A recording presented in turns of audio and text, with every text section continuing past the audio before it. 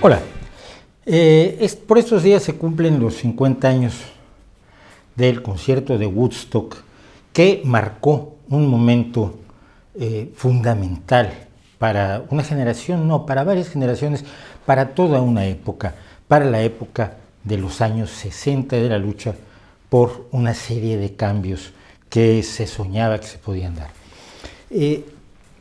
Evidentemente Woodstock era fundamentalmente, o estaba planteado fundamentalmente, como una gran fiesta musical. 3 días de paz y amor, 3 días de música, 3 días donde se esperaba reunir unas 50,000 personas a que oyeran una serie de grupos fantásticos, lo mejor de lo mejor que había en la música en aquel momento, con excepción de los Beatles y los Rolling Stones. Lo que se obtuvo fue otra cosa. Primero que nada se presentaron allí en Woodstock, que no fue exactamente en Woodstock, en el rancho de Max Yasgur, en el estado de Nueva York, se presentó 1 millón de personas que querían oír música y que querían experimentar aquello que se llamaba en aquel momento el ideal hippie. Paz, amor, justicia, igualdad, drogas, rock and roll y 0 problemas. Y de alguna forma lo consiguieron. Ese 1 millón de personas logró no tener una sola pelea, un solo robo, un solo asesinato, una sola violación en toda esa enorme fiesta de 3 días. Musicalmente, el legado de Woodstock es, por supuesto, uno de los grandes momentos de la historia de la música popular, de la cultura popular. Desde el momento en que Richie Havens abre él solo con su guitarra el concierto cantando Freedom, hasta que Jimi Hendrix, tocando con su guitarra distorsionada el himno de los Estados Unidos, cierra el concierto, pasaron por allí lo mejor de lo mejor que se podía echar uno a las orejas en ese momento. Carlos Santana, Jefferson Airplane, Canned Heat, los Who, Janis Joplin. La lista es absolutamente interminable y no puedo dar toda la lista porque fueron 3 días de música incesante, en un concierto, además en unas condiciones que cualquier organizador de conciertos hoy se horrorizaría y se escondería abajo de un sofá a llorar por la osadía de hacer un concierto de esas dimensiones, en esas lamentables y escasas condiciones, que además empeoraron con una tormenta que cayó en un momento dado a medio concierto. Pero aparte de lo musical, que sí crea carreras como la de Joe Cocker, que a partir de entonces hasta el último día de su vida estuvo cantando With a Little Help from My Friends, la canción de los Beatles que hizo suya. Lo que dejó Woodstock es mucho más. Mucha gente quiere haber estado en Woodstock. Yo recuerdo que Graham Nash, el compositor, guitarrista de Crosby, Stills, Nash & Young, decía: es que si toda la gente que me ha dicho a lo largo de mi vida que estuvo en Woodstock hubiera estado en Woodstock, medio planeta habría estado en Woodstock. Pero ¿qué había detrás del significado más allá de la música? Aunque la música lo incorporó, por supuesto, con numerosas canciones. ¿Qué había más allá de la música para que Woodstock fuera un fenómeno cultural? Lo que había detrás era el hippismo, el movimiento hippie. Si se le puede llamar un movimiento, yo tengo mis reservas de llamarlo un movimiento porque carece de coherencia, carece de una teoría fundamental alrededor de la cual estén de acuerdo todos los participantes. El anarcocapitalismo, el comunismo, el socialismo, la socialdemocracia, el anarquismo bakuniniano, todos son movimientos que tienen una base teórica fundacional que se discute, se debate y evoluciona, por supuesto, pero en la cual están de acuerdo en lo fundamental los participantes, y no pasó así con el hippismo. El hippismo surgió de manera absolutamente espontánea y se desarrolló de manera absolutamente espontánea, con numerosísimas ramificaciones, algunas muy cercanas unas de otras, algunas totalmente disparadas, y sin una base más allá de lo que en ese momento fue, sobre todo en Estados Unidos, la lucha contra la guerra de Vietnam. Las ideas fundamentales del hippismo se encuentran en el pasado, quizás ya desde la contrailustración de Juan Jacobo Rousseau, cuando Rousseau habla de esta vuelta a la naturaleza, de esta idealización excesiva de la naturaleza, que siempre hay que recordar que Rousseau jamás vivió en la naturaleza, jamás se decidió a dejar las comodidades de las ciudades en las que vivió toda su vida para volver a la naturaleza como él soñaba que debería hacerse. Era extremadamente incoherente en ese sentido, como suelen ser incoherentes muchos de estos movimientos. Pero este regreso a la naturaleza, la idea de la rebeldía ante una sociedad determinada, la idea de crear una alternativa cultural mejor que la sociedad que tenemos, la idea de la bohemia, del beat, del movimiento beat, que en los años 50 en Estados Unidos había tenido una gran fuerza, uno de sus máximos exponentes, Allen Ginsberg, posteriormente se pasaría al hipismo. El sueño de la revolución marxista, una revolución que es por su definición misma, es una revolución violenta, es un alzamiento violento para instaurar una dictadura que impida que los burgueses recuperen aquellos medios de producción que se les han decomisado por el pueblo en armas, que casaba un poco mal con la idea de la no violencia y la paz y el amor, pero que de alguna forma se integraba junto con los derechos civiles, la lucha por los derechos civiles que en Estados Unidos se estaba llevando a cabo en ese momento, y fundamentalmente, por la presencia de la guerra de Vietnam. La guerra de Vietnam es algo de lo que quizás muchos ahora ya les queda demasiado lejos para comprender. La guerra de Vietnam fue una guerra en la que Estados Unidos se involucró para apoyar a Francia durante la guerra de independencia de lo que era la península de Indochina, lo que hoy es Vietnam. Era colonia francesa y los colonizados decidieron que no querían seguir siendo colonia y se rebelaron. Y en el apoyo de Estados Unidos a Francia y después a un régimen que no fuera comunista, porque los revolucionarios vietnamitas estaban siendo apoyados por China, Estados Unidos se fue implicando cada vez más en la guerra de manera cada vez más brutal, de manera cada vez más inaceptable, de manera cada vez más absurda, porque no tenía nada que estar haciendo allí, si no fuera por la justificación ya no de las materias primas que tenía la península de Indochina, que es enormemente rica en algunas materias primas, sí, pero fundamentalmente por la Guerra Fría, la lucha entre la idea del liberalismo democrático contra el comunismo marxista, que empapó, y lo he comentado varias veces en estos vídeos, empapó la vida de todos nosotros desde el fin de la Segunda Guerra Mundial hasta la caída de la Unión Soviética en 1989 más o menos. Y so pretexto de la Guerra Fría, Estados Unidos se involucró cada vez más, de manera, insisto, cada vez más brutal, cada vez más irresponsable en la guerra de Vietnam, lo cual no quiere decir que del otro lado no se cometieran todo género de atrocidades, barbaridades, torturas a presos de guerra, etcétera, etcétera. En ninguna guerra hay buenos, pero hay algunos que tienen más razón que otros y nada más. Pero el problema no es solo que los chicos en Estados Unidos estuvieran filosóficamente opuestos a la guerra y que después de un análisis de la historia hubieran decidido asumir una posición pacifista, considerando que era la más razonable para abordar el problema de los conflictos internacionales. El problema es que los estaban mandando a la guerra a ellos.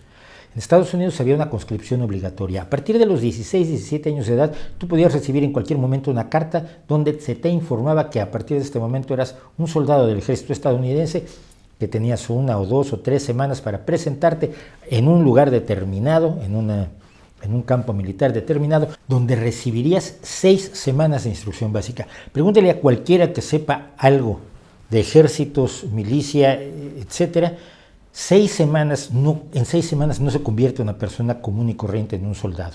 Pero después de las 6 semanas podían mandarte, claro, a la ocupación en Alemania, por ejemplo, o a alguna base militar en España, o te podían mandar a la guerra en Vietnam. Es decir, más allá de la oposición filosófica, de la posición pacifista, estaba el miedo individual de los chicos a ser mandados a la guerra. Se ha insistido mucho en la idea de que la edad promedio del soldado estadounidense en la Segunda Guerra Mundial fue de 26 años, mientras que la edad promedio en Vietnam fue de 19. Si la edad promedio es de 19, es que había muchísimos chicos de 18 y 17 años que estaban siendo enviados a una guerra en la que no tenían nada que hacer, fuera, insisto, de la Guerra Fría. Pero los jóvenes no se sentían parte de la Guerra Fría, se sentían víctimas de ella, pero no sentían que estaban peleándola como la peleaban los gobiernos de la Unión Soviética y los Estados Unidos. Este es el elemento unificador, la palanca básica del hipismo. La lucha contra la guerra de Vietnam y todo lo que estaba a su alrededor y todas las ideas de rebeldía, de una sociedad mejor, de un mundo mejor, de paz, de armonía, de concordia, de buscar ampliar la conciencia a través de las drogas o a través de las religiones orientales, etc. Pero todo eso tenía como su origen la idea misma de la guerra de Vietnam. Para detenernos un momento en la palabra hippie procede, por lo menos hasta donde tenemos idea, del vocablo hip, que ya en 1904 existía en Estados Unidos como saber algo, estar al tanto de algo. To be hip to something era estar alerta, estar enterado de algo, conocerlo bien. En 1940, para 1940 la palabra hip significaba una persona que sabía mucho de jazz, que estaba al día en las vanguardias de jazz y que era enormemente sofisticada en su capacidad de apreciación de la música de jazz. Pero la forma en que se transmitió de allí a los hippies en los años 60 no es directa. Los hippies se consideraban fundamentalmente unos rebeldes sociales que buscaban paz, amor, música, una vida más tranquila, una vida más comunitaria, algo que se alejara de la sociedad y de los elementos que ellos hallaban más negativos de la sociedad. En algunos estaremos muchos de acuerdo, en otros quizás no tanto. Esto no quiere decir que estuvieran enormemente equivocados, como dice en una de sus canciones Elvis Costello, ¿qué tienen de malo la paz, el amor y la comprensión? No hay ningún motivo para pensar que las ideas fundamentales del hippismo fueran desagradables, maléficas o rechazables. Sin embargo, ya desde los años 60, la palabra hippie se usaba de una manera desdeñosa. Al hippie se le consideraba no solo una persona con el pelo y la barba largos, como lo usábamos algunos, sino que además se le consideraba alguien sucio, bárbaro, poco educado, probablemente piojoso, descalzo, mal arreglado y sin un sentido en la vida. No es precisamente así como se veían a sí mismos los hippies, pero es la forma en que se hablaba de ellos desdeñosamente, como hoy se habla de ellos desdeñosamente, pensando que un hippie es una persona de más de 50 años que vende pulseritas en un mercado artesanal, que viste de manera estrafalaria y siempre tiene un porro o cigarrillo de hachís o marihuana colgando de la comisura del labio, que tampoco es muy justo. Woodstock significó el gran momento de todos esos ideales más o menos unidos entre sí, más o menos entreverados, más o menos en contacto entre sí, y fue también el inicio del declive de todas esas ideas, por lo menos en la forma que le habían dado los hippies desde alrededor de 1964, cuando la escalada de la guerra de Vietnam obliga a los jóvenes a tratar de encontrar la forma de huir de la conscripción.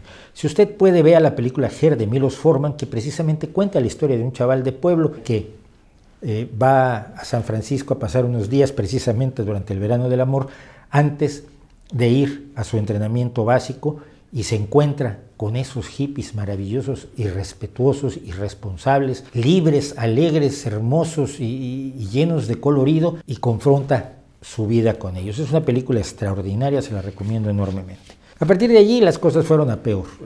Precisamente en los meses de julio y agosto de 1969 se llevaron a cabo y se descubrieron los asesinatos cometidos por la tribu de Charles Manson, una presunta comuna hippie que no era más que una secta destructiva, organizada por un psicópata, y más que un psicópata, un esquizofrénico psicópata, que creía que tenía que lanzar la guerra entre blancos y negros para que los negros la ganaran y luego él sería el rey de los negros.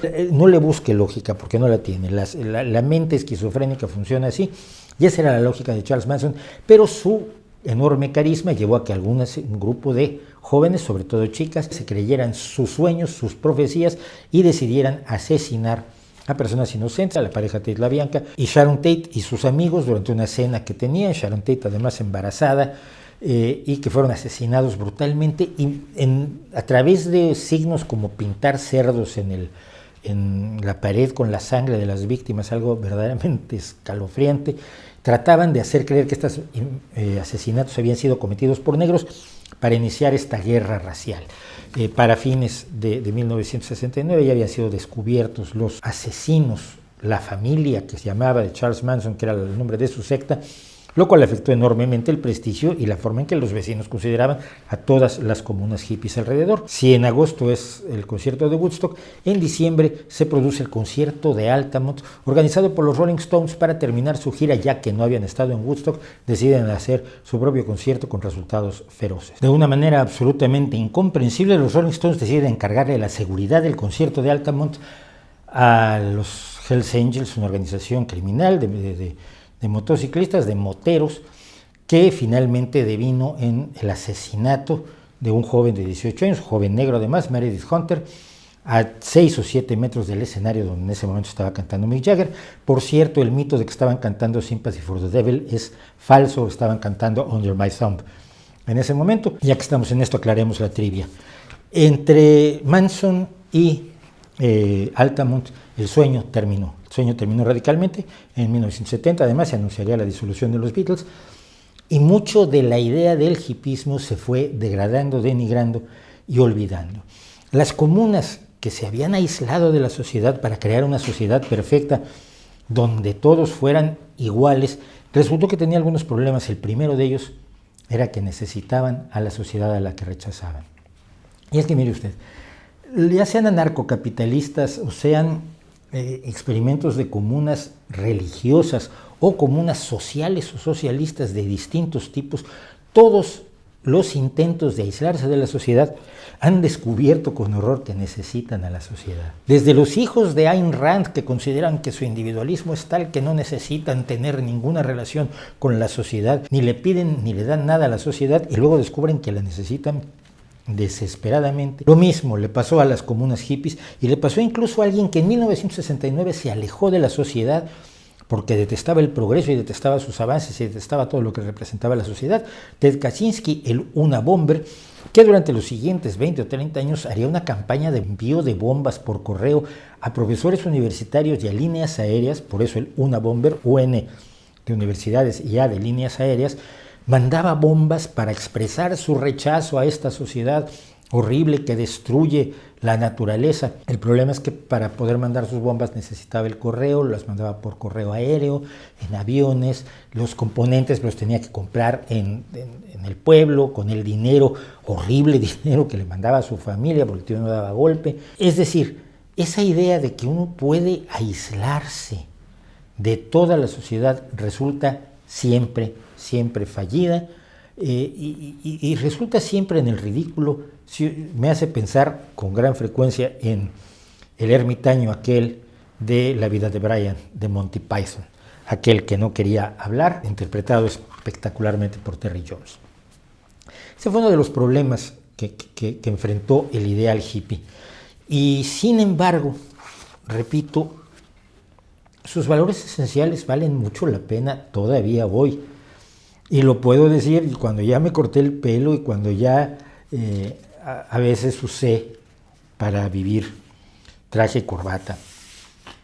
Porque lo que importa son los ideales o los medios, la estética o los principios, el fondo o la forma. Theodore Sturgeon es un brillante escritor estadounidense de ciencia ficción que desafortunadamente creo que está cayendo en un olvido absolutamente inmerecido, que tiene un cuento precisamente referido a eso, un chico que es medio hippie, pero que descubre la energía gratis y descubre que para que la energía gratis pueda funcionar y pueda llegar a todo el mundo necesita primero que nada tener una solidez económica y empresarial tal que impida que los malvados se apoderen de la energía libre y la escondan en un cajón. Esto es literatura. No lo confunda usted con las ideas conspiranoicas que tienen algunas personas pensando que la fantasía es realidad. Son niños que aún no saben diferenciar la fantasía de la realidad. Pero la fantasía no sirve para aprender cosas y así la usa Theodore Sturgeon. Y este personaje deja de ser hippie, se compra unos zapatos marrones, traje y corbata y crea un imperio para poner las bases necesarias para finalmente regalarle al mundo la energía libre, la energía gratuita, que sería además la solución de todos nuestros problemas, de la pobreza, del hambre, del transporte, de absolutamente todo lo que usted se puede imaginar, lo resolvería la energía gratuita, la energía libre. Pero en el proceso pierde a su novia, a Fauna. Él se llama Mensch, que significa hombre, ella se llama Fauna, que significa animalitos, y pierde a su novia porque ella siente que él se ha vendido al establishment, al sistema. Cuando ya él regala la energía libre y puede sentir que su labor en el mundo ha sido lograda, regresa a tratar de ver a Fauna y Fauna lo rechaza diciéndole que podía haber sido feliz tocando la guitarra afinada como laúd, como la tenía él cuando ella se enamoró de él. Y él se tiene que ir pensar que podía haber tenido esa tranquilidad pequeña del aislamiento de los pajaritos, pero que lo que había logrado finalmente era no solo ser feliz, sino hacer felices a millones y millones de personas. Con eso en mente, vuelvo a decir que la idea de la paz, la idea de la no violencia, la idea de la justicia, la idea de la igualdad, la idea del amor, y me refiero al amor no en el sentido ñoño, sino el amor como motivación para tener un mundo mejor. Hay mucha gente que lucha contra los ricos porque los odia, Y su objetivo es vencer a los ricos, no lucha por un amor a los trabajadores, a las personas desprotegidas, a las personas menos favorecidas, por darles las oportunidades necesarias para que tengan una vida digna. Eso es secundario. Lo importante es matar a los ricos y acabar con los poderosos. Es la motivación del odio que yo siempre he encontrado bastante pobre, bastante triste, pero por desgracia también bastante frecuente. Paz, amor, justicia, igualdad, tolerancia, tener la idea de que todos los seres humanos son iguales, tener valores más allá de lo material, aunque lo material sea necesario, indispensable, tener algunos valores más allá de la material, el arte, por ejemplo, la música, el rock. ¿Qué tiene de malo todo eso? No solo no tiene nada de malo, sino que yo afirmo que son valores que están triunfando y que en el partido de la historia están metiendo más goles que los contrarios. Puede haber algo más hippie que la Unión Europea. Puede haber algo más hippie que detenga miles de años de guerras sucesivas, una tras otra. Entre ellas las 3 guerras más aterradoras de la historia de la humanidad, la guerra de los 30 años, la Primera Guerra Mundial y la Segunda Guerra Mundial. Puede haber algo más hippie que lograr una paz, una larga paz duradera, no lo creo. Y en ese sentido, con todo lo que usted pueda criticar, y me puede traer usted a Boris Johnson y a Nigel Farage y a Marine Le Pen, a que me digan todo lo que está mal en la Unión Europea, pero hay pocas cosas más hippies que la Unión Europea y la paz prolongada que ha conseguido desde 1945 a lo largo de todas las etapas de su construcción. Hay algo más hippie que los objetivos del milenio de las Naciones Unidas, donde se trabaja muchas veces de manera absolutamente altruista por erradicar la pobreza y el hambre del mundo, donde miles y miles de personas trabajan con verdadero amor por sus prójimos para llevar tecnología agrícola, medicamentos, educación, salud, oportunidades de dignidad a millones y millones de personas que tienen hambre, que han tenido hambre, que han vivido en la más absoluta pobreza. Y hoy tenemos menos pobres y menos hambrientos que en el pasado, tanto proporcionalmente como en números absolutos, aunque nos quede mucho por andar. Hay algo más hippie que la utilización de la ciencia y la tecnología para darnos esa energía que necesitamos limpia y en mejores condiciones para poder accionar nuestro mundo y acabar con las peores lacras de la humanidad. Quizás, solo quizás, se lo dejo como reflexión, los hippies, aunque ya nos cortamos el pelo, vamos ganando esta partida. Quizás, finalmente, la idea que teníamos de punto de partida, de que es mejor la paz que la guerra, que es mejor el amor que el odio, que es mejor la tolerancia que la intolerancia, mejor la justicia que la injusticia y mejor la igualdad que la invención de diferencias consecutivas entre seres humanos, son los que han estado impulsando en gran medida algunas de las mejores cosas en el mundo. Algunas las han impulsado mal, no lo puedo negar, como en el caso de la ecología mística, de la ecología que no se basa en la ciencia, pero en general los ideales hippies van ganando, aunque la estética hippie, afortunadamente, a estas alturas ya no sea más que algo para disfrazarse si usted tiene una fiesta muy cursi en Ibiza. ¿No cree usted?